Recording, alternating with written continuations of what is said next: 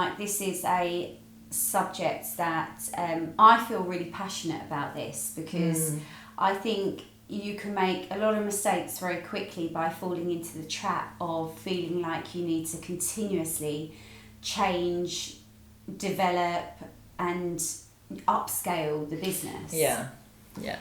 And it's a constant battle, isn't it? Because you're seeing those shiny new things coming out, or a brand's got something new, and you or kind someone of down the road. someone down the road just opens. You're like, oh my god, I need to add stuff to it.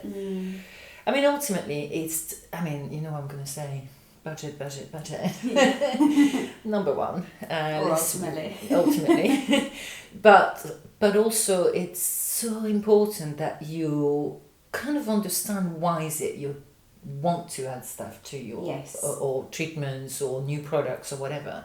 Does that make sense right now at this present moment, or is it just you that wants it as an owner?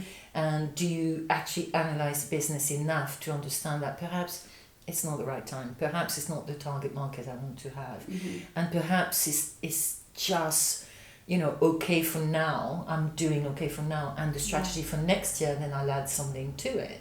But it's a thought process, isn't it? It's huge, and it doesn't happen on a lot of occasions. It's just a knee-jerk reaction to a feeling or a want or something. Frustration. A frustration that you're not moving quickly enough. But actually, I think sometimes when a business just settles into what they're doing and it's effective, and actually we chatted to a client recently where they had many, we were looking at the skin clinic side of things, and they already had a huge variety of machines that did different things to the skin. And there were a lot of those when we analysed it that weren't performing. So, but the conversation was, well, we need to buy a machine now because it's been 2 years, and therefore we need to keep up with the competition. But actually, hang on, what's not working in your business currently and why? Because you've got thousands of pounds worth sitting there. So you're going to add something else before you've really understood why that's not working. Functioning, working and delivering a profit. Are we doing the right marketing? Are we targeting the right people? And if that particular treatment is not working, why is it not working? Is it actually that your clients don't want it, or they don't?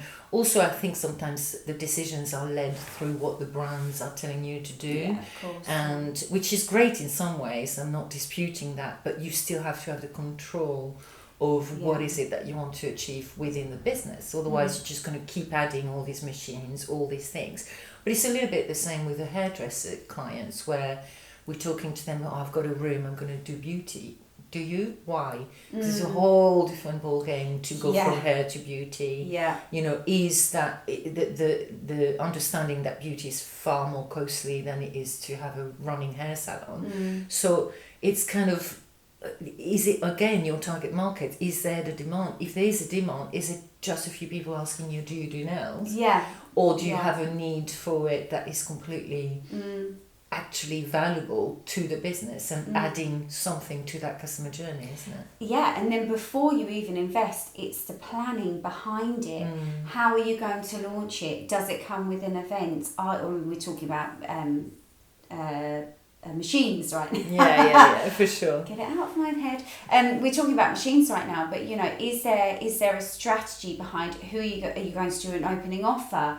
Who within your target market is that for? Are you going to deliver it just for a specific group of current clients, or you know, do you need to do a paper launch? Or there's so many different areas that you need to think about, rather than I want that shiny machine and I love what it does, it's brilliant, absolutely, but is it what we need right now? And is it also, I feel sometimes, the qualification of your team, that sometimes we underestimate that, you know, there's some amazing senior team, we're going to call them as such, where they are very good at skin. Or, you know, I was talking to someone who wanted to introduce laser. There's not one in her team that is not capable. It's not like they're not capable of doing it, because with training they would be. But actually, do they even want to do it as a laser technician? It's a whole different ballgame, isn't it? To kind of feel that you want to do laser day in and out. So somewhere along the line, well, okay, does it mean you're going to need to recruit? Does it mean you need to put them into another level? Have you talked to them about this service? Because if no one wants to do it, or no one is able to do it in terms of, I used to think once upon a time everyone needs to do everything in a business. They don't. And I think it's more and more kind of categorized, that's the word, into who does what in a business, more and more, in particular in beauty, I guess. Absolutely. And also I think it goes for salon revamps. Now, I was probably the world's worst at this at one point, because I think it is like having a home, actually. Yeah. It is your second home. Yeah. And you constantly, because you're looking at it all the time, you're thinking, oh, I need to update that chair, or I need to get another whole load of nail bar, that's been there too long. Yeah. But when clients are coming in, they're seeing a different thing. They're talking about, wow, it's so gorgeous in here, and this is because they're not seeing it day in, day out. And it's like, it's like when you want to upgrade your sofa at home, do you really need to upgrade your sofa? It looks fine, it's okay, unless someone's got lipstick on it, of course. Yes. I mean, I don't know who you're talking about. Shaving foam's a good one for that. That's another podcast. Yeah, that's another podcast. How to clean your sofa. Exactly. But yeah, I think you can get really carried away and very sort of happy with your purchases, and it is difficult to stand still. I think ordinarily we find it difficult to stand still as people, and especially when you're an owner, a creative entrepreneur, you want to develop and move, and whether that's machines, products, sofas, whatever it may be.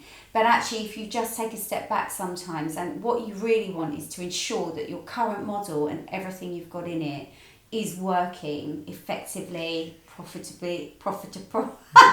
That's the word. Profitably, that's the one.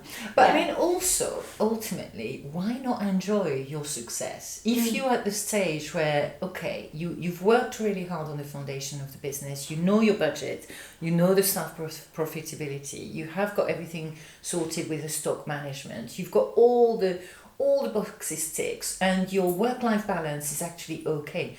Why add something to it straight away? Why not enjoy something that's working and work from that and capitalize on that? And we've got a lot of businesses that we're working with that are a one kind of shop.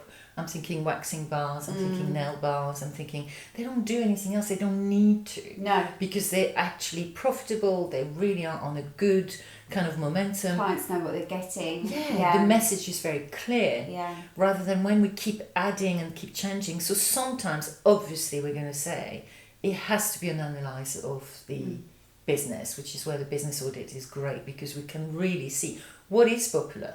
What you think is popular, is it actually the reality, black and white on the numbers? And if it is, for example, you want to really go into skin, or you want to really invest in kind of beauty if you're a hairdresser, let's analyze it before you make that quick decision into something that actually might just give you more headaches and also might take a while to build. So are you ready for that long-term kind of strategy, I guess, isn't it? So all you have to do now is press the subscribe button and join us every week for an insight chat. And if you have any burning questions that we haven't yet answered, then just pop in the comments below or send us an email, and we can include them in one of our weekly chats. I've started this amazing community of like-minded salon owners to join us on a monthly basis with our Insight Chat subscription. On that chat as well, you'll also get access to lots of free downloads and content that can really support you in your business. And thank you so much for listening. And we'll see you next time.